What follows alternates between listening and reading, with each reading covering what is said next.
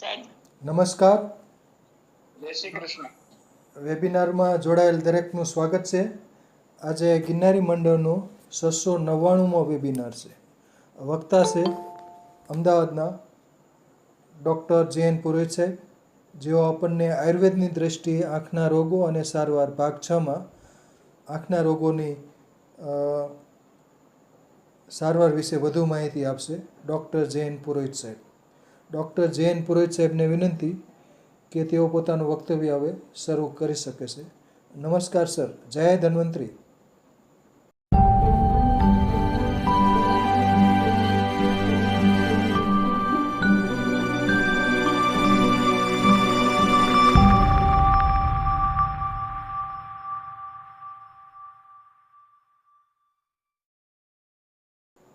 જય ધન્વંતરી સર. નમસ્કાર. બધાને નમસ્કાર.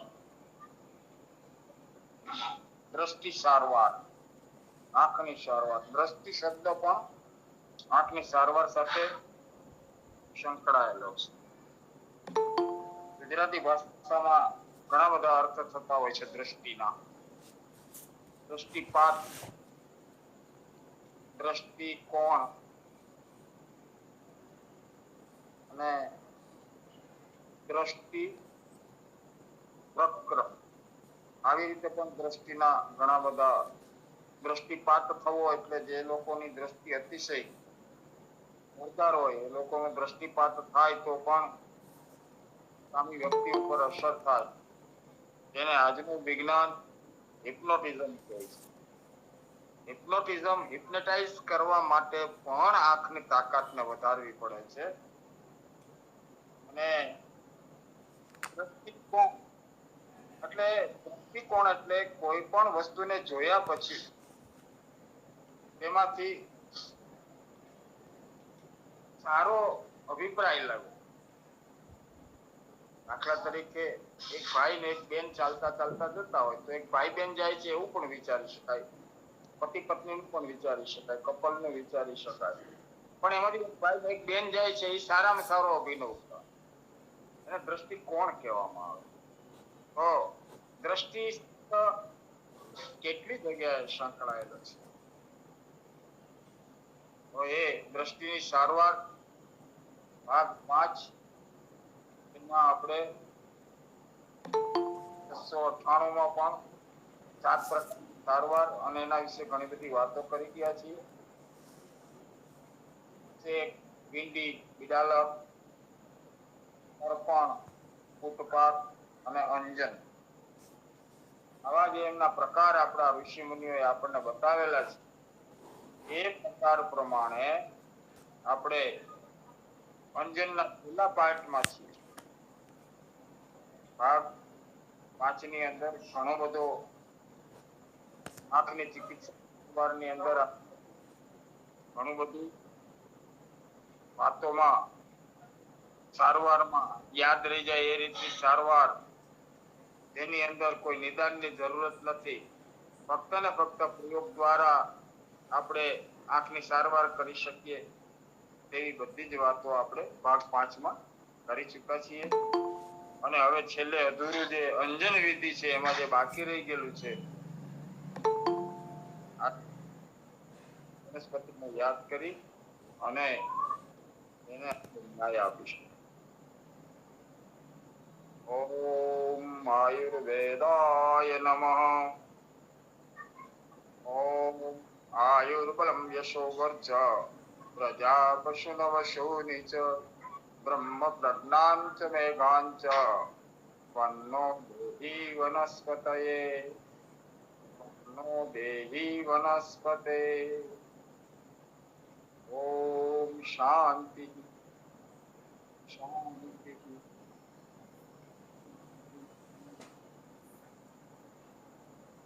એક વિનંતી છે, જેમને વિડીયો ચાલુ છે એને કહે પ્લીઝ આપનું વિડીયો બંધ કરશો. હા, વિડીયો બંધ કરો, નહીતર આંખ ખેંચાય છે બાજુ, એ બાજુ નજર જતી રહી છે. બલદેવભાઈ તેમજ નરહરિભાઈ કે જે નામ છે તેમને વિનંતી પોતાનો. નરહરભાઈ, હા, થેન્ક યુ. ઓકે.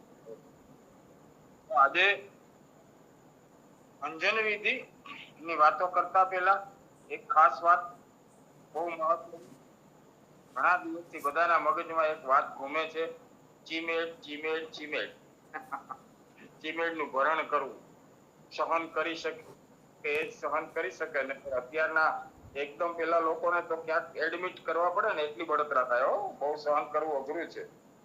પણ આંખના કોઈ પણ રોગની અંદર ચીમેડનું ભરણ કરવું બહુ જ પ્રચલિત છે. સામાન્ય રીતે આંખ દુખવા આવે એવા સમયે ચીમેડ ભરવાનો રિવાજ પહેલાના કાળમાં બહુ પ્રચલિત હતો. એક દિવસ લંઘન કરાવીને રોગીને નિરામ બનાવ્યા પછી ચીમેડને ગાયના છાણમાં પોટલી વાળીને મૂકી દે એટલે છાણની ગરમીથી ચીમેડ છે એ બફાઈ જાય. પછી એના ફોતરા દૂર કરવામાં આવે. ચીમેડ ભરવી એવી વાતો આપણે ઘણા દિવસથી કરીએ, પણ ચીમેડનો ઉપયોગ કઈ રીતે કરવો એના વિશે આજે આપણને બહુ સરસ માહિતી આપણે રજૂ કરી રહ્યા છીએ. બીજી વખત કરવા માટે લંઘન કરવું બહુ જરૂરી, નહીતર જમેલા હોય અતિ આહાર વોમિટ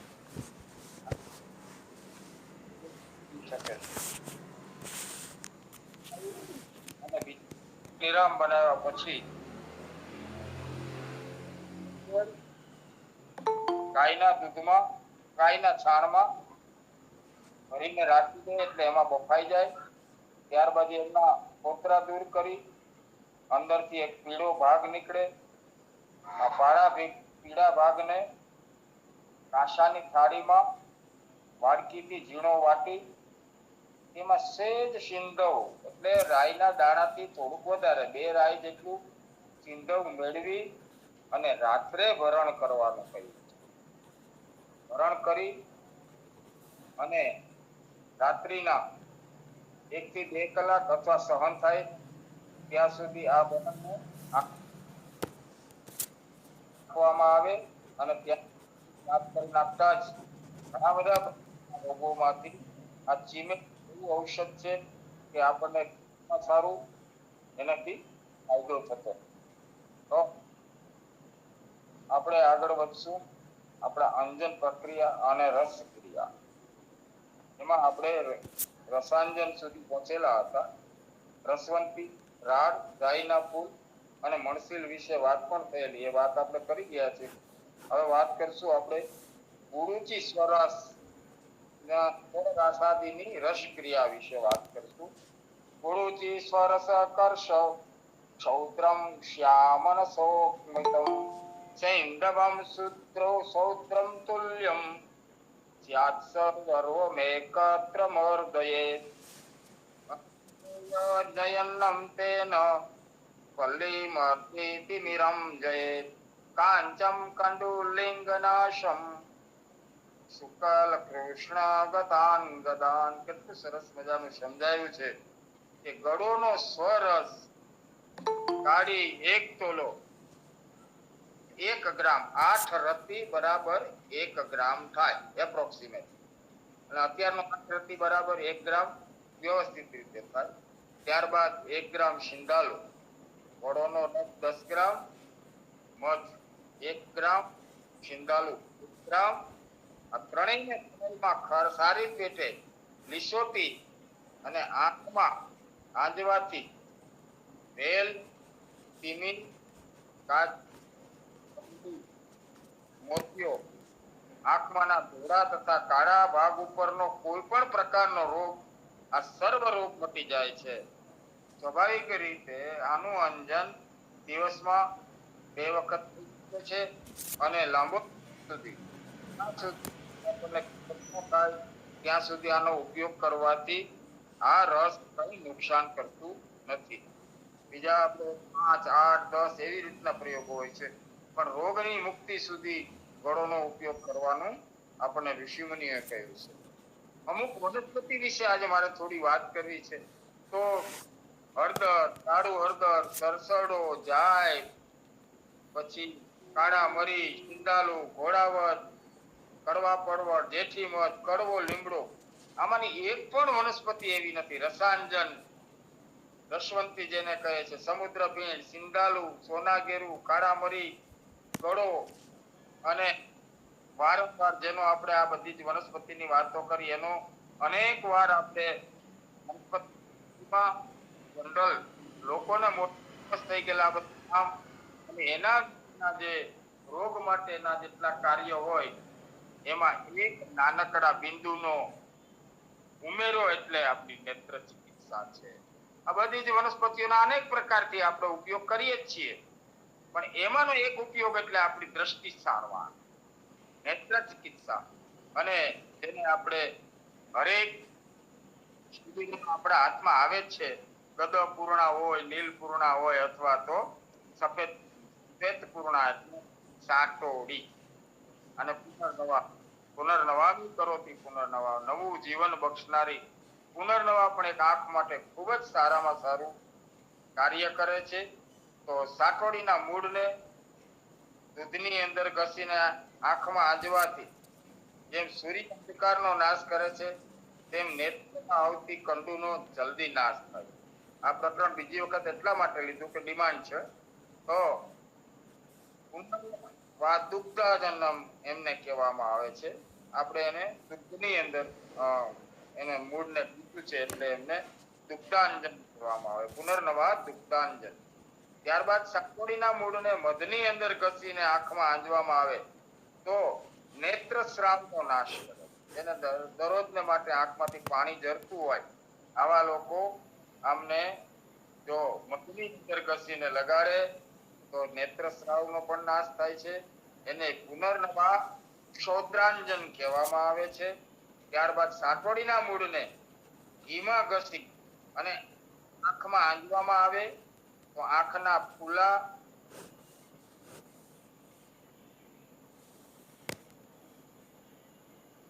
અને સાટોડીના મૂળને તેલની અંદર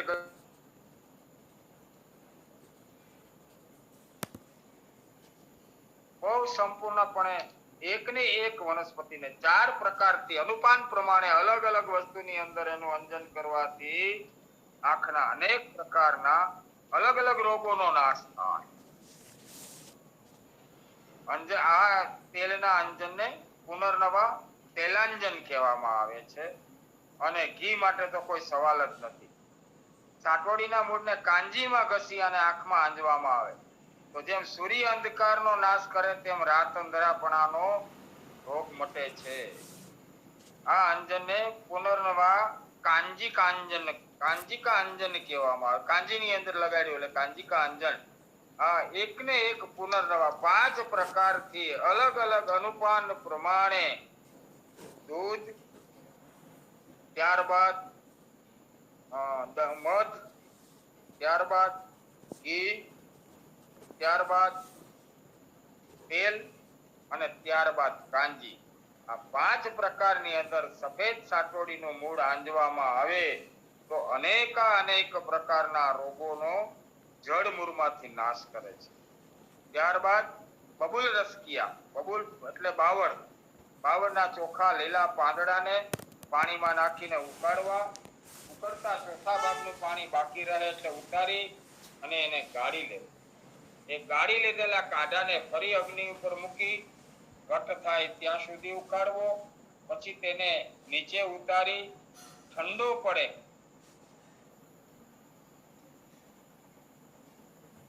એટલે તેમાં મેળવવું હોય એથી કાઢો ઘણા વખત સુધી બગડતો નથી, જેમ મધને વ્યવસ્થિત રીતે મેળવવામાં આવે છે.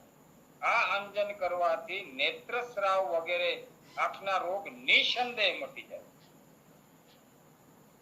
નિસંદેહ શબ્દ એટલે એમાં આપણે કોઈ સંશય રાખવાની જરૂર નથી. આયુર્વેદ શાસ્ત્રમાં કોઈ જગ્યાએ 100% ગેરંટી શબ્દ નથી વાપર્યો, પણ નિસંદેહ શબ્દ વાપરો જ છે. નિસંદેહને આપણે કન્વર્ટ કરીએ તો એમાં એને ગણી શકાય. એમાં કોઈ શંકા જ નથી કે એની અંદર રિઝલ્ટ નહીં મળે.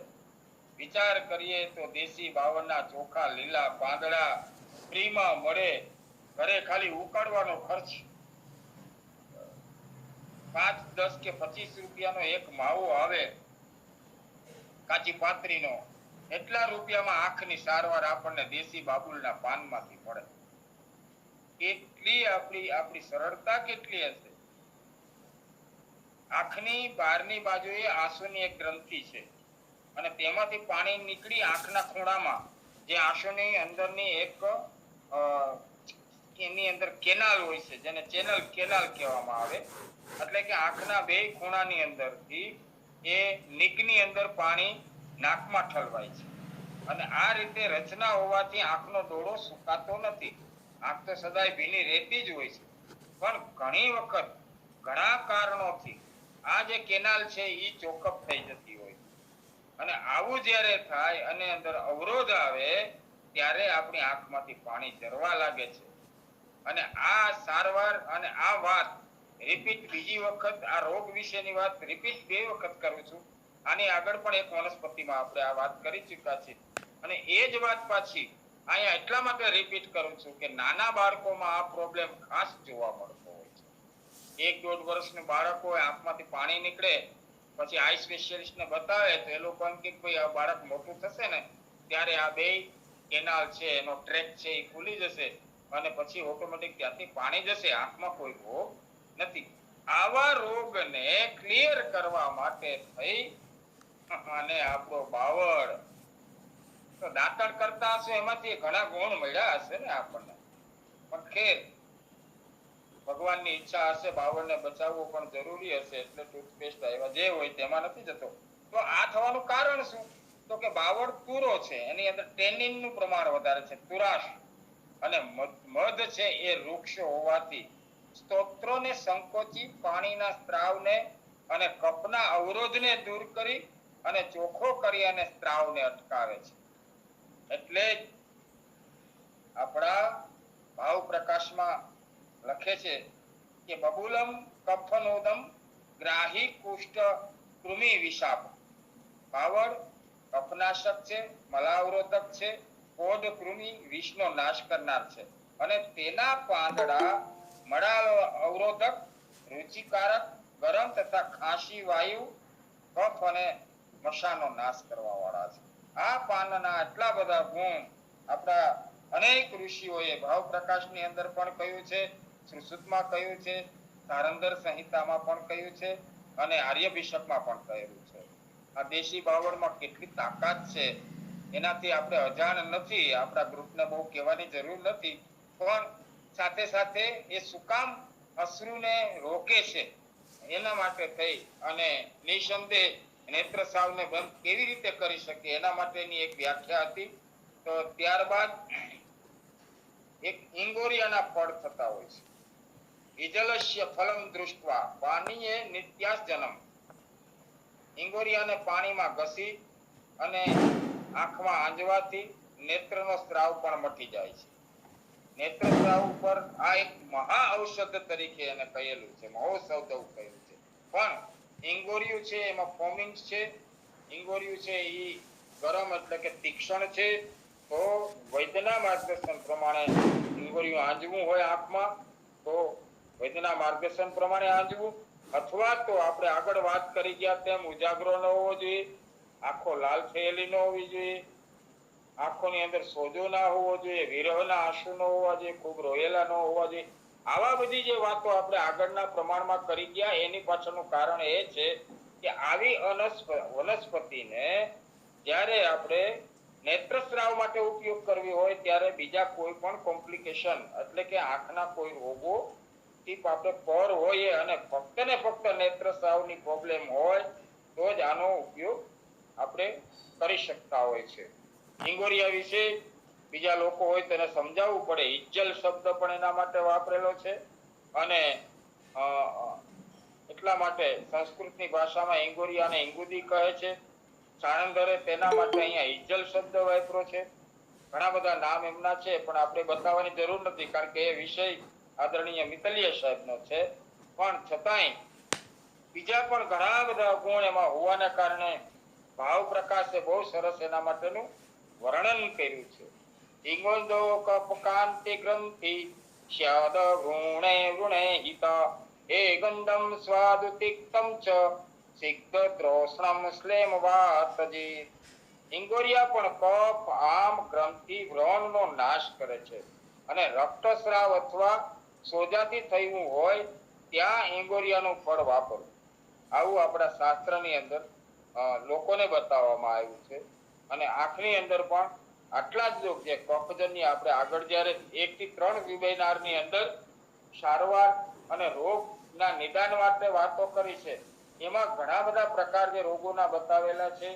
એની 94 પ્રકારના રોગોમાં, આગળના 24 પ્રકારના રોગોમાં જે વ્રણ, ગ્રંથિ, કફ, રક્તસ્રાવ, આ સોજો, આ બધાની અંદર પણ જો સમજણપૂર્વક ઉપયોગ કરવો હોય તો ઇંગોરિયાનો થઈ શકે છે. ત્યારબાદ વાત કરશું નિર્મળી.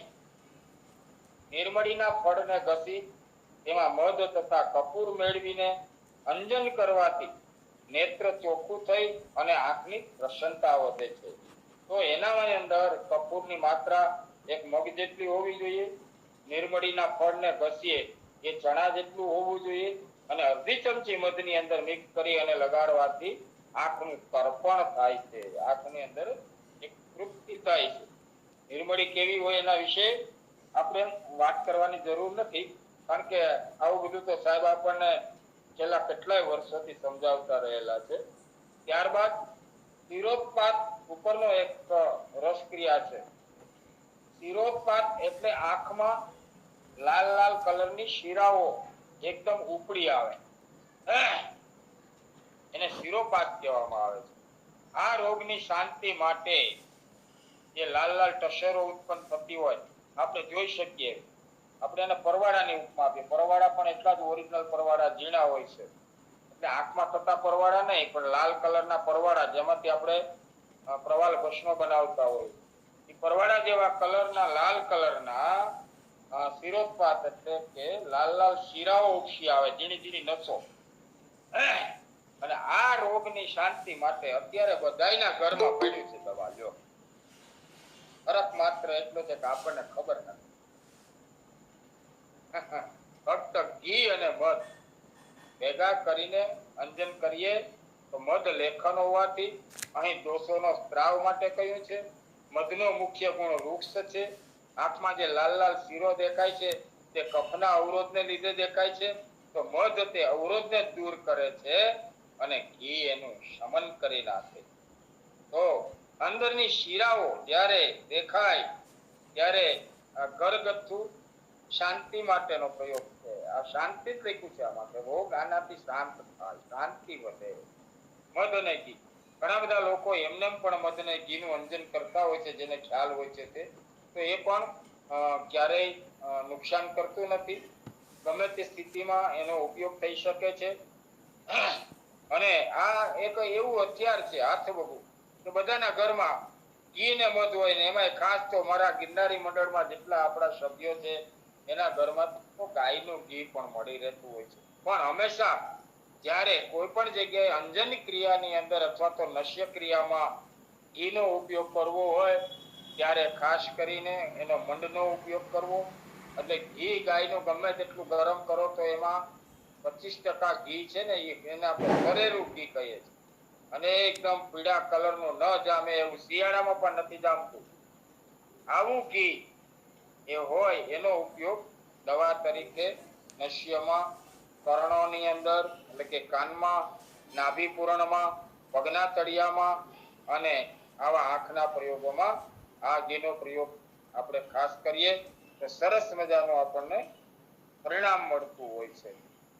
ત્યારબાદ ઘણા લોકોને ખુજલી આવતી હોય છે અને એના માટે લેખન ઔષધિ તરીકે આજે વાત કરીશું આપણે તો કાળા મરી, લીંડી પીપર, સમુદ્ર ફળ, સિંધવ, સુરમો, આ બધા, અને ચિત્રક.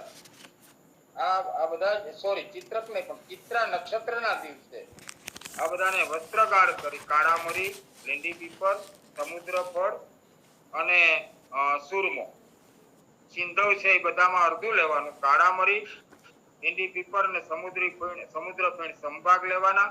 એનાથી અડધું સિંધવ લેવાનું અને એનાથી અડધો સુરમો લઈ અને ચિત્રા નક્ષત્રમાં દિવસે વસ્ત્રગાર ચૂર્ણ કરી આંખમાં આંજવાથી આંખની ખુજલી, મોતિયો, કફદોષ, દુખાવો આ બધું જ મટી અને આંખો સારી થાય છે. અને નેત્રની અંદરના ટીપિયા આપણે ઘણા બધી વસ્તુ એને કહીએ છીએ. સફેદ કલરના એક પ્રકારનું આમ તો આંખનું મળ છે. આને નેત્રના મળનું શોધન થાય છે. એટલે જે લોકોને વારંવાર પિયા આવતા હોય એ પણ કાળા મરી, લીંડી પીપર, સમુદ્ર ફીસ એનાથી અડધો સિંધવ અને એનાથી અડધો સુરમો મિક્સ કરી ચિત્રા નક્ષત્રના દિવસે બનાવી અને આંખમાં આંજવાનું એક સરસ મજાનો લેખન ચૂર્ણ અંજન તરીકે આપણે એનો ઉપયોગ કરી શકીએ છીએ. અમુક વસ્તુના પ્રયોગો છે પણ એ પ્રયોગો સાપની ચરબીના વગેરે જેમાં કાપરિયાનો ઉપયોગ થતો હોય, ઘણી બધી વસ્તુ ઝેરકોટલાનો ઉપયોગ થતો હોય, આવા બધા પ્રયોગોને આપણે બાકાત રાખી અને સામાન્ય પ્રયોગો હોવા છતાં એમાંના પણ અમુક પ્રયોગો જે છે એ વૈદ્યોના માર્ગદર્શન નીચે કરવાની કાનૂની ચેતવણી છે. તો બને ત્યાં સુધી આંખના કોઈ પણ પ્રયોગો કરતા પહેલા આપણા વૈદ્યોને ખાસ મળી એના માર્ગદર્શન નીચે અથવા અનુભવી વ્યક્તિના માર્ગદર્શન નીચે આ બધા પ્રયોગો થઈ શકે છે. એક સુરમો બનાવવામાં આવે છે અને સુરમો એટલે એમને સૌવીર પણ કહેવામાં આવે છે. સૌવીર અર્થાત સુરમો. આ સુરમો બનાવવાની પણ એક પ્રક્રિયા હોય છે અને ઘણા બધા લોકો આવો સુરમો તૈયાર કરી અને લીમડાની અંદર નાનકડું બાકોરું કરી એમાં સુરમો રાખી દેતા હોય છે. 6-8 મહિના ગળો મળે તો ગળો જે જગ્યાએથી એમની વેલ આગળ વધી હોય એની અંદર પણ સુરમો રાખવામાં આવે તો આ સુરમો ખૂબ જ ઠંડો બને છે અને એકદમ શીતળ હોય છે. તો સૌવીર અર્થાત સુરમો, કાળા સુરમાનો પથ્થર લઈ તેને અગ્નિ ઉપર તપાવીને ત્રિફલાના સ્વરસમાં તથા ગૌમૂત્રમાં 7-7 વાર બુજાવી, છમકાવી પછી તેને પીસી બારીક ચૂર્ણ કરવું. એ ચૂર્ણને આંખમાં હંમેશા આંજવાથી બધા પ્રકારના રોગો મટે છે. આ અંજન કશો રોગ ન હોય તો પણ આંજવાથી નેત્રને હિતકારી છે, એમાં કોઈ સંશય એટલે કે શંકા ઉત્પન્ન થતી નથી. અને એમાં આ જે બતાવેલું છે એમાં ઘણા લોકો સુધારો કરે છે. એમાં કપૂર શેત નાખે છે. માત્રા બહુ કપૂરની ઓછી રાખવાની હોય છે, એને કારણે સુરમાની ઠંડક મળે છે. અને સફેદ સુરમો અને કાળો સુરમો ખાસ કરીને પહેલાના સમયમાં ગામડામાં ઘણા બધા હકીમો વેચવા માટે આવતા અને આજે પણ ઘણી બધી કંપનીઓનો સુરમો પ્રખ્યાત હોય છે.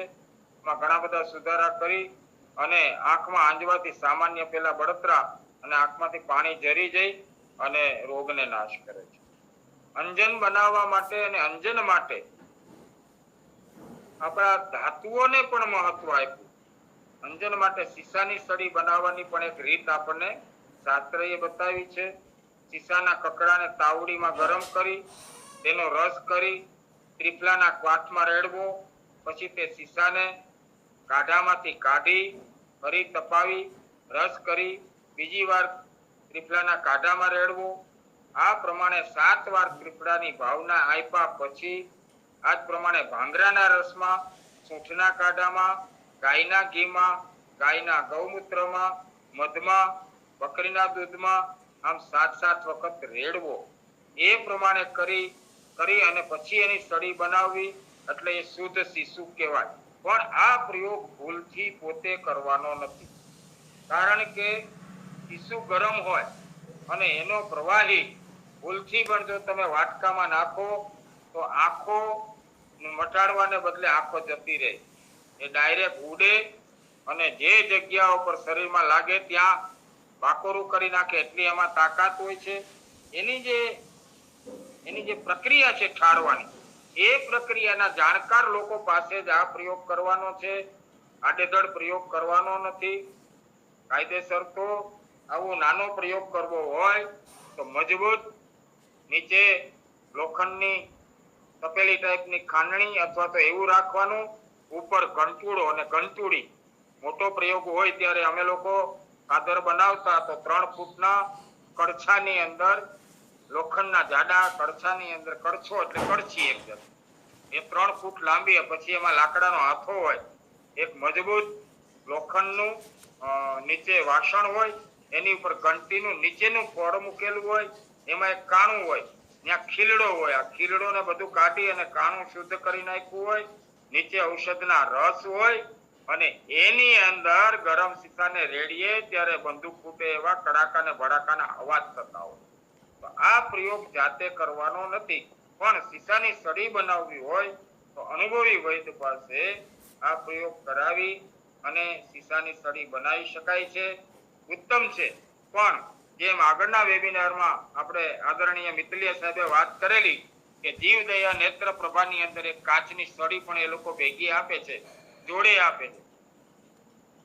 ખનિજ ધાતુઓની, બધા જ ધાતુઓની સળીમાં કંઈ ને કંઈ શક્તિ રહેલી છે, પણ આવા ડેન્જરસ પ્રયોગ ન કરવા હોય તો આવી કાચની સળીથી પણ સૂરમો અથવા તો અનેક પ્રકારના અંજન આપણે કરી શકીએ છીએ. અંજન આંજવાથી આંખમાંથી દોષો નીકળી ગયા પછી પાણી નીકળતું બંધ થાય ત્યારે રોગીને, આપણે જે અત્યારે અશ્રુનો પ્રયોગ ચાલતો હતો ને કે આંખમાંથી ખૂબ જ અશ્રુ સ્ત્રાવ થતો હોય, આ બંધ થઈ જાય ત્યાર પછી ઠંડા પાણીથી આંખોને ધોઈ નાખવાની હોય છે, અને ત્યારબાદ એનો જે દોષ હોય એ પ્રમાણે પ્રત્યંજન આંજવું. એટલે જે દોષ હોય એના આગળની આપણે જે વાતો કરી એની કાળજી શું લેવી એના માટેની હવે આપણે અત્યારે વાત કરીએ છીએ. પ્રત્યંજન એટલે આંખની અંદરના દોષ વગર આંખોને પાણીથી ધોવી નહીં. તીક્ષ્ણ અંજન આંજવાથી આંખ સારી પેટે તપી ગઈ હોય તો તેને આરામ અને પ્રસન્નતા આપવા માટે તેમાં સાકર, કપૂર વગેરે પ્રસાદજનક ઔષધ નાખવામાં આવતા, અને એને આપણે અંજનને પ્રત્યંજન કહેવામાં આવે. કપૂર અને સાકર આવા પદાર્થો નાખવાના, કારણ કે આંખની ખૂબ જ ગરમી વધી ગઈ હોય ત્યારે પ્રત્યંજન કરવું. એટલે આંખ પ્રત્યંજન કરવાથી એકદમ શીતળ થાય અને આંખની અંદરની ઠંડકને કારણે અનેક પ્રકારના રોગો માટે, જે રોગ માટે જે પ્રયોગ કર્યો હોય એની અંદર, જેમ આપણે અનિલભાઈ અને બધાએ ખૂબ સરસ એક વાત કરી હતી કે ભાઈ વેલ્ડિંગ કરે અને ગેસને ધુમાડો લાગે ને એની જે અગ્નિની તીવ્રતા સહન ન થાય ફૂલજરની, તો આંખ સોજી જાય, ના થાય, તો એને બેસાડવા માટે તાત્કાલિક માટેના જે કંઈ આપણને પ્રયોગો બતાવ્યા, એવી રીતે કોઈ પણ દોષને આંખના કોઈ પણ ટીપા, અંજન કે પિંડી આ બધું કરી લીધા પછી પ્રત્યાંજન કરવું વૈદ્યનો વિષય છે. તો આંખો ખૂબ ગરમ હોય અને સામાન્ય ગરમીને દૂર કરવા માટે થઈ અને આ પ્રત્યંજન કરવામાં આવે. સાકરનું પાણી અથવા તો સાકરના પાણીમાં સેજ કપૂર મિક્સ કરી અને આ ઔષધને નાખવામાં આવે તો આંખની અંદર એકદમ ઠંડક થઈ જાય છે. એ સિવાય સુદે નાગે ધૃતમ તુલ્યમ શુદ્રમ સુતમ વિનિક્ષતે પ્રત્યંજનનું એક ચૂર્ણ પણ બનાવવામાં આવે છે, પણ એ વૈદ્યનો વિષય છે એટલે એની વાત કરીશું, પણ આપણે કશું જ કરવાનું નથી. શોધેલું શીશો એક ભાગ, શોધેલો પારો એક ભાગ, શોધેલો સૂરમો 2 ભાગ, ખરલમાં સારી પેટે ઘૂંટી તેનું ચૂર્ણ કરવું. પછી એ ચૂર્ણ નો 10મો ભાગ ભીમસેની કપૂરમાં તે ચૂર્ણ સાથે મેળવવું. આનું નામ પ્રત્યંજન જાણવું. આ પ્રત્યંજન ચૂર્ણ આંખમાં આંજવાથી આંખને અમૃત સરખું ગુણકારી બને છે. પણ આ બધો પ્રયોગો ફક્ત ને ફક્ત પ્રત્યંજન ચૂર્ણ બનાવવું હોય તો ફક્ત ને ફક્ત વૈદ્યનો વિષય છે અને વૈદ્યોએ જ આ પ્રયોગ કરવો જોઈએ. ત્યારબાદ સર્પ વિષ જ્યારે થાય માણસને, હવે આપણે આગળ એની વાતો કરી ગયેલા છીએ અગધ તંત્રની અંદર, તો જ્યારે માણસને સર્પ દંશ દે અને એનું વિષ આંખ ખૂબ જ આવી ગયું હોય તો એવા સમયે પણ આંખની અંદર, આપણે આંખમાંથી શરીરની સારવાર છે એટલે એને અહીં લઉં છું, તો નેપાળાના બીનો ગર્ભ લઈ તેને ખરલમાં નાખી, નેપાળાના બીનો ગર્ભ લેવો એટલે નેપાળાના બીને ખોલવું પડે, એની અંદરનો મીંજ લેવાનું કહ્યું છે, નેપાળાનું બી નથી લેવાનું કહ્યું. તો નેપાળાના બીનો ગર્ભ એને ખરલ કરી લીંબુના રસમાં 21 ભાવના દઈ સારી રીતે બારીક ભૂકો થાય એટલે ખરલ કરી તેમાંથી જવના દાણા જેવડી ગોળાકારની લાંબી વાટ બનાવી તે વાટ સર્પદંશ થવાથી બેભાન થયેલા માણસને તેની જ લાળમાં ઘસી આંખમાં આંજવામાં આવે તો સાપ કરડવાથી જે ઝેર ચડેલું હોય તે ઝેરમાંથી મનુષ્ય મુક્ત થાય. આપણા ઋષિ મુનિઓએ કેટલે સુધી અંજનનો મહિમા કેટલો બતાવ્યો છે કે સર્પદંશ થવાથી બેભાન થઈ ગયેલા માણસને આ પ્રકારનું જો અંજન કરવામાં આવે અને વનસ્પતિ તો નેપાળાના બીજનો ગર્ભ અને લીંબુનો રસ, આ બે વનસ્પતિ ભેગી થાય તો વિષનો નાશ કરી નાખે. એટલે સુધી આપણા ઋષિ મુનિએ સંશોધન કર્યું છે. કેવી જીવા છે જિંદગી, જમવાનો, ખાવા પીવાનો, સુવા બેસવાના સમયને પણ એને ખરેખર આવી બધી નાની નાની બાબતમાં જાય તો ખ્યાલ આવે કે અહીંયા આ વસ્તુ લખવાની ક્યાં જરૂર હતી. આપણે તો એક સિલેબસ તૈયાર કરતા હોય તો બસ એની અંદર આંખની સારવાર આવી જાય એટલે ચાલે. પણ આ અંજન કરવાથી સર્પદંશમાં બેભાન થયેલા માણસની અંદર જો એનું ઝેર ઉતરતું હોય અને મનુષ્ય જીવતો રહેતો હોય તો આ ઋષિ મુનિ આપણા માટે શું નથી. ખરેખર એટલા વંદન તો ઠીક છે, સામાન્ય શબ્દ થઈ ગયો, પણ જીવન એમના ચરણે અર્પણ કરી દઈએ ને તો પણ આ ઓછું લાગતું હોય છે. તો બીજા ઘણા બધા હવે નાના મોટા 2-3 પ્રયોગો જ છે, એની વાત કરી અને પછી આપણે આજના વેબિનારને પૂર્ણ કરશું. તો હથેળીઓની ઉપર આંખે ઘસવાનો પણ એક પ્રયોગ. હવે આ બધા નાના નાના પ્રયોગો છે જે હથેળી આંખ ઉપર ઘસવાનો એક પ્રયોગ આપણે વેબિનારમાં થઈ ગયેલો છે કે જમી રહ્યા પછી 2 હાથ ધોઈને તે ભીના હાથ સામા ઘસી અને એ હથેળીઓને આંખ ઉપર ફેરવવાથી નેત્રમાં ઉત્પન્ન થયેલા સાધારણ રોગ, સામાન્ય રોગ, તિમિર આદિના રોગો મટે છે. અને આ પ્રયોગ અનેક જગ્યાએ બુકોમાં પણ બધાએ વાંચેલો હશે અને આપણા વેબિનારોમાં પણ આપણા ઘણા બધા વૈદ્યો એ આ પ્રયોગ દર્શાવેલો જ હોય. કોણે દર્શાવેલો છે ખ્યાલ નથી, પણ નાકરાણી સાહેબ છે, ઠક્કર સાહેબ છે, આમણે ખાસ આ પ્રયોગ ક્યારેય ને ક્યારેય તો બતાવેલો જ હશે. તો તિમિર એટલે જેને અંધારા આવતા હોય અને આંખ સામે વારંવાર અંધારા જેવા દ્રશ્ય સામાન્ય દેખાતા હોય તેવા લોકોએ જમી લીધા પછી 2 હાથ ધોઈને ભીના હાથ સામા હથેળી ઘસી ખૂબ પેલા ઘસી નાખવાના અને પછી હથેળીઓને આંખો ઉપર ફેરવવાની.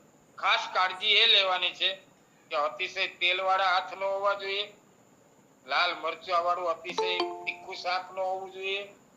કારણ કે અહીંયા જે લખ્યું છે આપણા ઋષિ મુનિઓએ, ભુક્વામ પાણી તલમ દૃષ્ટા ચક્ષુ પાર્યદ દીપતે, તેણે લખ્યું છે ત્યારનો આહાર કેવો હશે એની પણ આપણે સાથે એની કલ્પના કરવી પડે.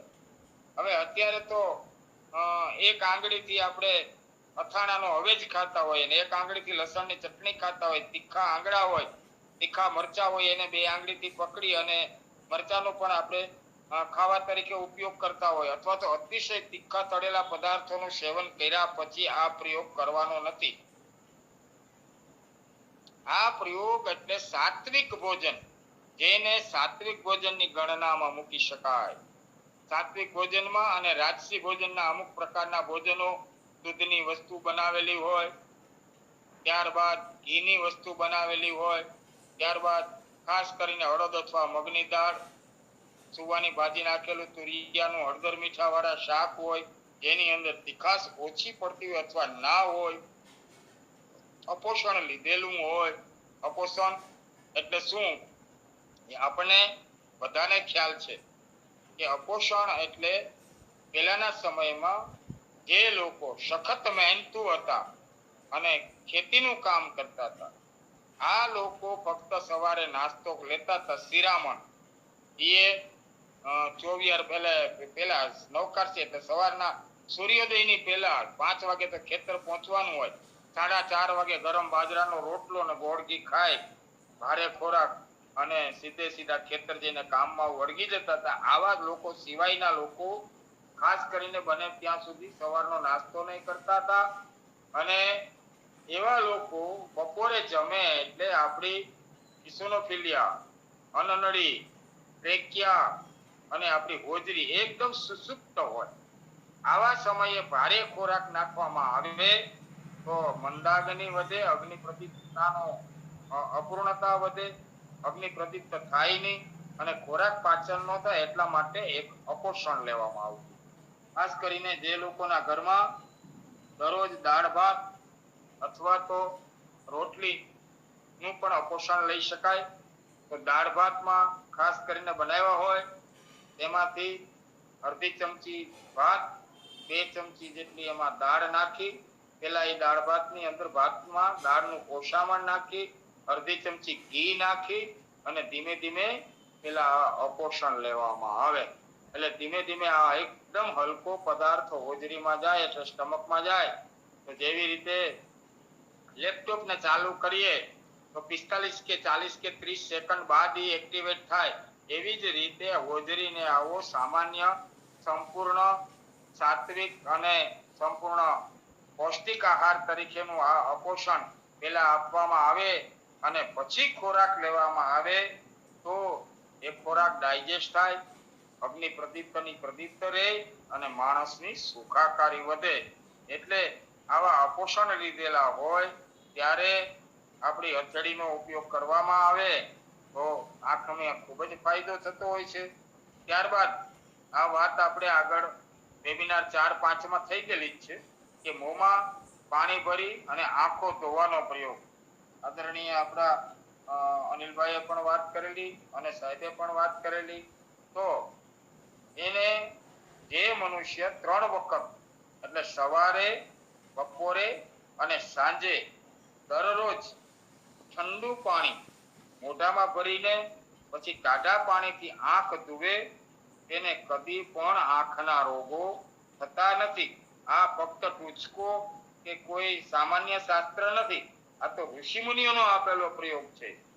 પિતાંબો પુરીત્મુખમ પ્રતિભાસરમ્યમ કાલક્રમેણ નયન દૃત્યમ દીપ્ત્યમ જલેન અસંચિતા ધ્રુવમાસો ન કદાચિદ સરો રોગવ્ય અવ્યથા વિદુરતા અવ્યથાંત ભજન્તે મનુષ્ય.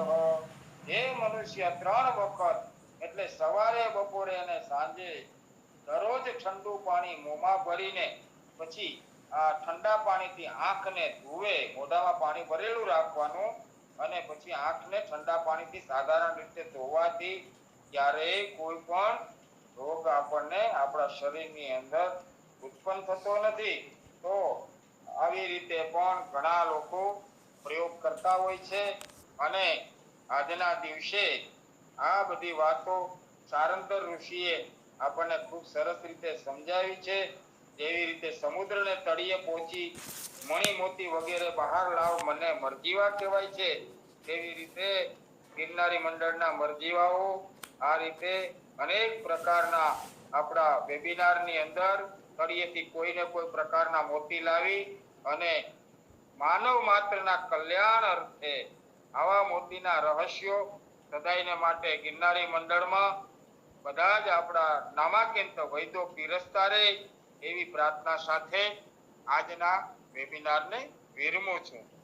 સર્વત્ર સુખિનઃ સંતુ, સર્વે સંતુ નિરામયા, સર્વે ભદ્રાણિ પશ્યન્તુ, મા કશ્ચિત દુઃખમાપ્નુયાત. ઓમ શાંતિ શાંતિ શાંતિ. સુખિનો ભવન્તુ ભવન્તુ ભવન્તુ. ખૂબ ખૂબ આભાર ડૉક્ટર જયંત પુરોહિત સાહેબનો, જેમણે આજે આયુર્વેદની દૃષ્ટિએ આંખના રોગો ભાગ 6 બરાબર, આંખના રોગો અને સારવાર ભાગ 6માં સારવાર વિશે અને ઘરગથ્થુ પ્રયોગો વિશે સરસ માહિતી આપી. આંખમાં પાણી ખૂબ વરસાદ હોય અને આપણે આંખમાં પાણી ખૂબ જતું હોય તો આંખો લાલ થઈ જતી હોય છે અને આંખો પાણી અતિશય પાણી પણ આંખને નુકસાનકારક છે. આજે સાહેબે ઇંગોરિયા વિશે વાત કરી હતી. તો નાતી વખતે જો આંખ ખુલ્લી રહી ગઈ હોય અને સાબુ આંખમાં ગયો હોય તો આંખમાં બળતરા થાય છે. તો એવી જ રીતે જે સેપોનિન ધરાવતું કોઈ પણ દ્રવ્ય હોય, સાબુમાં તો સેપોનિન હોય, એટલે ઇંગોરિયા છે, અરીઠા છે, સિકાકાઈ છે, કોઈ પણ સેપોનિન ધરાવતા જે દ્રવ્યો હોય એ આંખમાં જાય એટલે બળતરા થતી હોય છે. એટલે ઇંગોરિયાનો જે પ્રયોગ કરવો હોય તો વૈદ્યની સૂચના મુજબ જ કરવો જોઈએ. અરીઠા કે સિકાકાઈ એને ખૂબ માઇલ્ડ કરવું પડે અને પછી જ એને ઉપયોગ કરી શકાય અને વૈદ્યની સૂચના મુજબ. કેમ કે સાબુ ઘણીવાર નાતી વખતે મોઢું ધોઈ મોઢા પર સાબુ લગાવ્યો હોય અને પછી સાબુ આંખમાં ગયો હોય તો પછી બળતરા થતી હોય છે.